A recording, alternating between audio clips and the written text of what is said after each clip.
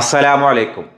Welcome back to Visal media. ഞാൻ ഫക്രുദ്ദീൻ പന്താവൂർ. ഞെട്ടിക്കുന്ന ചില കാര്യങ്ങൾ കഴിഞ്ഞ ദിവസം ഒരു സോഷ്യൽ മീഡിയ ഇൻഫ്ലുവൻസർ തുറന്നു പറഞ്ഞിരുന്നു. സത്യം പറഞ്ഞാൽ കേട്ടപ്പോൾ അതെനിക്കൊരു വിശ്വസിക്കാൻ പ്രയാസം തോന്നി. പ്രിയപ്പെട്ട ഉമ്മമാരെ, നിങ്ങൾക്ക് ആൺമക്കളോ പെൺകുട്ടികളോ ഉണ്ടെങ്കിൽ നിർബന്ധമായിട്ട് നിങ്ങൾ വീഡിയോ സ്കിപ്പ് ചെയ്യാതെ കാണാം. ഇപ്പം ഇയാൾ പറയുന്നത് ടെലഗ്രാമിൽ അമ്മ അമ്മ ഉമ്മ എന്നൊക്കെ പറഞ്ഞ ചില ഗ്രൂപ്പുകളുണ്ട്. ഈ ഗ്രൂപ്പുകളിൽ കയറുന്ന കുട്ടികളുടെ പ്രായം 14 വയസ്സോ 15 വയസ്സൊക്കെ പ്രായത്തിലുള്ള ഈ 9ാം ക്ലാസ് മുതൽ +2 വരെ പഠിക്കുന്ന കുട്ടികളാണ് ഈ ഗ്രൂപ്പിൽ ഉണ്ടാവുക.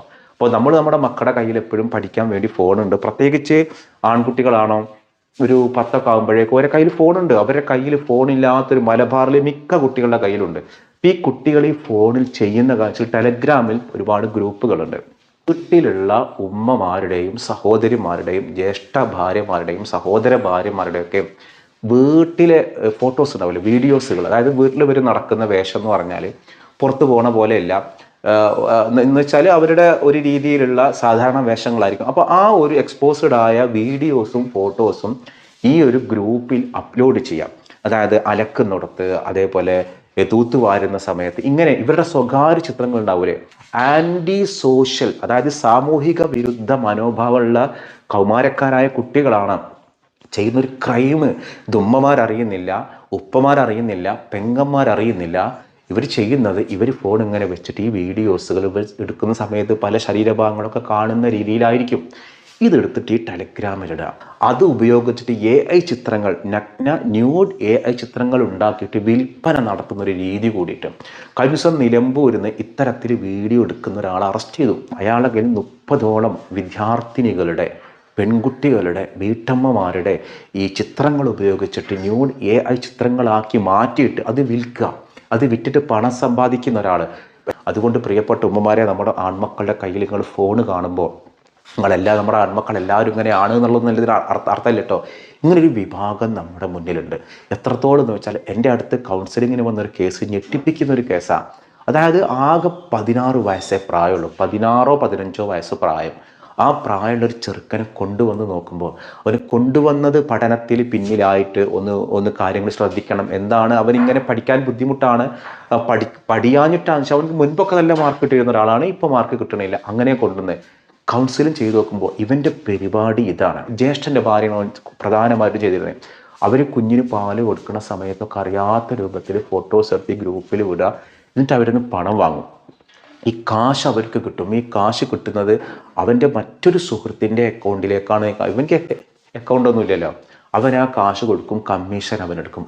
നമ്മൾ ഇന്നത്തെ ഒരു ലോകം എന്ന് പറഞ്ഞാൽ നമ്മൾ ചിന്തിക്കാത്ത ലോകമാണ്. സ്വന്തം മാതാവിന്, സ്വന്തം സഹോദരിക്ക് വരെ പ്രഗ്നൻ്റ് ആക്കുന്ന ഒരു കാലത്താണ് നമ്മൾ ജീവിക്കുന്നത്. ഇന്നത്തെ ഞാനൊരു വീഡിയോ കണ്ട ഒരു അവയർനെസ് വീഡിയോ. ആ അവയർനെസ് വീഡിയോയിൽ പറയുന്നത് സ്വന്തം ഭാര്യയും ഭർത്താവും, ആ ഭാര്യയും ഭർത്താവും സ്വന്തം ശരീരങ്ങൾ വിറ്റ് ജീവിക്കുന്ന ആളുകളാണ്. അതായത് ഇവർ രണ്ടുപേരും അവരുടെ തന്നെ ലൈംഗികത വീഡിയോയിൽ കാണിച്ച് മറ്റുള്ളവരെ മുന്നിൽ കാണിച്ച് സ്ട്രീമിംഗ് നടത്തിയിട്ട് പണം വാങ്ങുന്ന ആളുകളാണ്. ഇപ്പോൾ ഒരു പുതിയൊരു ട്രെൻഡ് എന്താണെന്ന് വെച്ചാൽ പല റീൽസുകളിലൂടെയും ഷോർട്ട് വീഡിയോകളിലൂടെയും വേറൊരാൾ ഇതിങ്ങനെ, സ്വന്തം ഭർത്താവ് ഇതിങ്ങനെ വീഡിയോ എടുത്ത് കൊടുക്കുക. അപ്പോൾ അത് വീഡിയോ എടുക്കാൻ മൂന്നാമതൊരാളുണ്ട്. ഭർത്താവിന് ഇതിൽ കാണാം, മറ്റൊരാളെയും കാണാം, ഭാര്യയും കാണാം. ഇത്ര ഒരു നാണം കെട്ട, അതായത് ഇത്തരം പരിപാടി ചെയ്യാൻ ലവലേശം നാണമില്ലാത്ത ഒരു സൊസൈറ്റിയിലേക്ക് വരുന്നത്. അപ്പോൾ ആ ഒരു വീഡിയോയിൽ അതിൻ്റെ കുട്ടികൾ വരുന്നുണ്ട്, ചെറിയ കുട്ടികൾ. ഈ കുട്ടികൾ നാളെ സ്കൂളിൽ പോകുമ്പോൾ തൻ്റെ അമ്മയും അച്ഛനും ഈ രീതിയിലാണ് എന്നുള്ളത് അറിയുന്നുള്ള ഒരു പേടി പോലുമില്ല. അല്ല, അധ്യാപികമാരും വന്ന് പരാതിപ്പെടുന്ന കേസ് എനിക്കറിയാം. +1ലും +2ലും പഠിക്കുന്ന കുട്ടികളുടെ നോട്ടം, അവർ നോക്കുന്നത് ആൺനോട്ടം പോലെയാണ്. സ്ത്രീ, അതായത് ടീച്ചർമാർക്ക് കൃത്യമായിട്ട് മനസ്സിലാവും എവിടേക്കാണ് അവർ നോക്കുന്നത് എന്നുള്ളത്. ഇവർക്ക് പേടിയാണ്. ഇത് നമ്മുടെ മക്കളെ വളർത്തുന്നത് മാതാപിതാക്കളല്ല, മക്കളെ വളർത്തുന്നത് മൊബൈലാണ്, സോഷ്യൽ മീഡിയ ആണ്. അതുകൊണ്ട് തന്നെ നമ്മൾ എത്ര നല്ലത് പറഞ്ഞു കൊടുത്താലും, എത്ര നമ്മൾ നല്ല മാർഗങ്ങൾ കാണിച്ചു കൊടുത്താലും, അവരുടെ റോൾ മോഡൽ ഏതാണ്? ഈ ഒരു സൈബർ ലോകമാണ്. സൈബർ സാക്ഷരത നമ്മുടെ മാതാപിതാക്കൾ നേടണം. അതാണ് ഞാൻ ഈ വീഡിയോയിൽ ഞാൻ പറയുന്നത്. മാസങ്ങൾക്ക് മുൻപ് മലപ്പുറം ജില്ലയിൽ നിന്ന് ഒരു കുട്ടിനെ കാണാതായി, ഒരു കൗമാരക്കാരനെ കാണാതായി. അതിന് മാസങ്ങൾ കഴിഞ്ഞിട്ടാണ് അവനെ കണ്ടുകിട്ടുന്നത്. എന്തായിരുന്നു കാരണം എന്നറിയോ? പുറത്തു പറയാത്തൊരു കാരണം. ഇതായിരുന്നു അവൻ്റെ പ്രശ്നം. അവൻ ഇത്തരം ഫോട്ടോസുകൾ, അവനവൻ്റെ സഹോദരിയുടെ ഉമ്മയുടെ ഫോട്ടോസുകൾ സ്വകാര്യ, അവൻ്റെ വീട്ടിൽ നടക്കുന്ന വേഷം എന്ന് പറഞ്ഞാൽ ഇതിപ്പോൾ ഒരാൾ വീഡിയോ എടുക്കാനോ ഫോട്ടോ എടുക്കാനോ വരും നമ്മൾ ശ്രദ്ധിക്കില്ലല്ലോ. പല ഉമ്മമാരും ഇരിക്കുന്ന രീതി കാല് കാണിച്ചിട്ട് അല്ലെങ്കിൽ കൈ കാണിച്ചിട്ട് അങ്ങനെ ഇങ്ങനെ ഇതൊക്കെ ഇവൻ സ്വകാര്യമായിട്ട് എടുത്തിട്ട് ഈ ഗ്രൂപ്പിലിടുക. ഇതറിഞ്ഞപ്പോഴാണ് ഇവൻ എന്ത് ചെയ്തത്, നാട് വിട്ടത്. നമ്മളിത് പറഞ്ഞാൽ പറയും ഫുൾ നെഗറ്റീവാണ് നെഗറ്റീവ് പറയുന്നതല്ല, ഇങ്ങനെ ഒരു വിഭാഗത്തിലേക്ക് നമ്മുടെ മക്കൾ പോകുന്നുണ്ട്. പ്രധാനമായിട്ടും പല മക്കളുണ്ട്, അതായത് ആൻറ്റി സോഷ്യൽ സ്വഭാവമുള്ള മക്കളുണ്ട്. ഒരു തരം സാമൂഹിക വിരുദ്ധത, അവരെങ്ങനെ ആയിത്തീരാൻ പല കാരണങ്ങളുണ്ടായിരിക്കാം. നമ്മൾ ആ കാരണങ്ങളിലേക്കൊന്നും ഞാൻ പോണില്ല. പക്ഷെ അങ്ങനെ ആയൊരു മക്കൾ നമ്മുടെ വീട്ടിലുണ്ടെങ്കിൽ എങ്ങനെ നമ്മൾ തിരിച്ചറിയാൻ അവരെ കണ്ടാൽ പ്രത്യേക കൊമ്പോ കണ്ണ് ചോന്നിട്ടോ മീശ വിരിച്ചിട്ടോ ഇതൊന്നുമല്ല. സാധാരണ മക്കളെ പോലെയുള്ള നല്ല സ്വഭാവമുള്ള ആളുകൾ, പക്ഷെ ഉള്ളിൻ്റെ ഉള്ളിൽ ആൻറ്റി സോഷ്യൽ. ഇവരെ തിരിച്ചറിയാൻ ചില മാർഗ്ഗങ്ങളുണ്ട്. നമ്മൾ സ്കൂൾ ബെഞ്ചിലൊക്കെ ഇരിക്കുമ്പോൾ അത് ബെഞ്ചും ഇങ്ങനെ കുത്തി വരക്കുക, ഇങ്ങനെ ഇരുന്ന് എഴുതുക, എന്തെങ്കിലും ശല്യപ്പെടുത്തിക്കൊണ്ടിരിക്കുക. ബാത്റൂമിൽ പോയാൽ അവിടെ എന്തെങ്കിലും എഴുതിയിടുക, അല്ലെങ്കിൽ ഒരു പൊതു സ്ഥലങ്ങളെ ദുരുപയോഗപ്പെടുത്തുന്ന, അതിനെ നശിപ്പിക്കുന്ന ഒരു മനോഭാവമുള്ള ആളുകൾ, എന്തെങ്കിലും കണ്ടാലെടുത്ത് എറിയുക, ഇങ്ങനെ നശിപ്പിക്കുന്നൊരു സ്വഭാവം നമ്മുടെ മക്കൾക്കുണ്ടോ, അവൻ്റെ ഉള്ളിൽ ആൻറ്റി സോഷ്യൽ മൈൻഡ് ഉണ്ട്. അത് പല രീതിയിൽ വരാം. ഒരു ഡാർക്ക് ലോകമാണ് ഇവിടെ ഉള്ളത്. ആ ഡാർക്ക് ലോകത്തിലേക്ക് കയറിയാൽ നമ്മുടെ മക്കൾ അല്ലാഹു കാക്കട്ടെ. ഇപ്പോൾ കഴിഞ്ഞ ദിവസം മലപ്പുറം മലപ്പുറം ടൗണിലെ ബസ് സ്റ്റാൻഡിലും മറ്റും നടക്കുന്ന തെമ്മാടിത്തരങ്ങളെ കുറിച്ച് ഒരാൾ എഴുതിയിട്ട എല്ലാ കാര്യത്തോടും ഞാൻ യോജിക്കണില്ല. ആൺകുട്ടികളും പെൺകുട്ടികളും തമ്മിൽ കാട്ടിക്കൂട്ടുന്ന കോമാളിത്തരങ്ങളും ഉമ്മാടിത്തരങ്ങളും ഇതാണ് ആ മനുഷ്യൻ എഴുതിയിട്ടിട്ടുള്ളത്. നമ്മുടെ മക്കളെ നമ്മൾ മാത്രം നോക്കിയിട്ട് കാര്യം. നമ്മുടെ ഈ മൊബൈൽ കണ്ട് കയ്യിൽ കൊടുത്തിട്ട് പിന്നെ എന്തുമാകാം എന്നൊരു തോന്നൽ ഈ മക്കൾക്കുണ്ട്. ഇതാരും അറിയില്ലല്ലോ. ഈ മൊബൈലിൻ്റെ ഉള്ളിലല്ലേ ലോകം. ആരാണ് നമ്മുടെ മക്കളെ വളർത്തുന്നത്? നമ്മളല്ല, മൊബൈൽ ഫോണാണ്. അതിന് നിയന്ത്രണം കൊണ്ടുവരിക എന്നുള്ളത് മാത്രമാണ് പരിഹാരം.